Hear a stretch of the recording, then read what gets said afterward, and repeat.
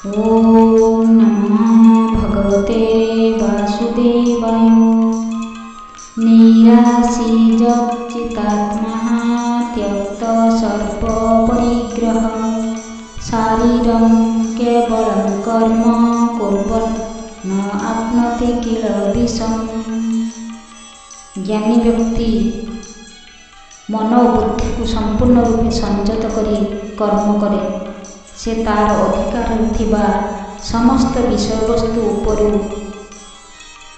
अधिकार भाव त्याग करे एवं केवल जीवन धारण पाई जेतिकी निहाती दरकार सेतिकी पाइबा निमित्त कार्य करे।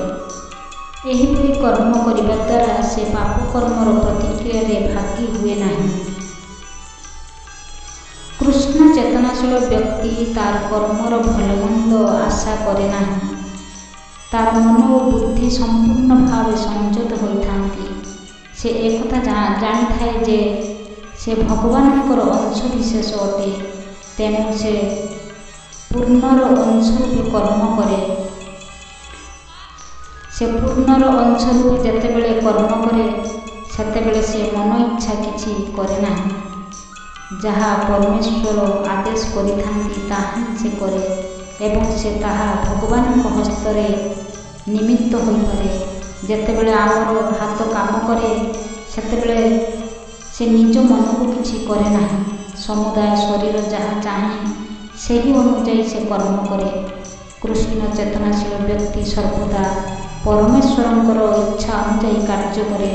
कारण तार व्यक्तिगत कौनसी कामना न थाए। अर्थात तार इंद्रिय भोगविलास कामना न थाए। एक विराट जंत्रर एक क्षुद्र अंश स्वरूप से कर्म करे।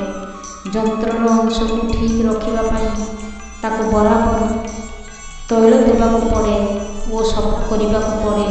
ठीक सेहीपरि कृष्ण चेतनाशील व्यक्ति दिव्य प्रेम रे उद्बुद्ध होई भगवानंकर सेवा करने निमित्त निजको ठीक रखिबा पाई सर्वदा कर्मरत थाए एवं सही कर्म अनुଯାयी निजको कर्मक्षम करे।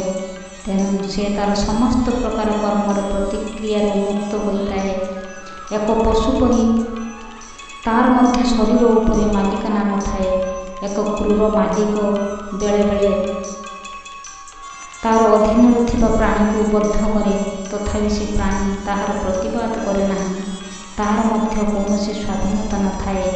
कृष्ण चेतनाशील व्यक्ति संपूर्ण रूपे आत्मज्ञान लाभ दिगरे व्यस्त थाए। तेणु कौनसी भौतिक विषय वस्तु पर मालिकाना जाहिर करने को तार आदौ समय न थाए। शरीर और आत्मा को ठीक रखा निमित्त से असत उपाय धन संग्रह करने को इच्छा करे नहीं बा ताहा आवश्यक मन करे नहीं। तेणु ए प्रकार भौतिक पापकर्म द्वारा से दूषित हुए नहीं। तेणु तार समस्त कर्मर प्रतिक्रिया से मुक्ति पाई थाए। यदृच्छः लाभ सन्तुष्टः द्वन्द्वातीतः विमत्सरः समसिद्धौ असिद्धौ च कृत्वापि न निबध्यते।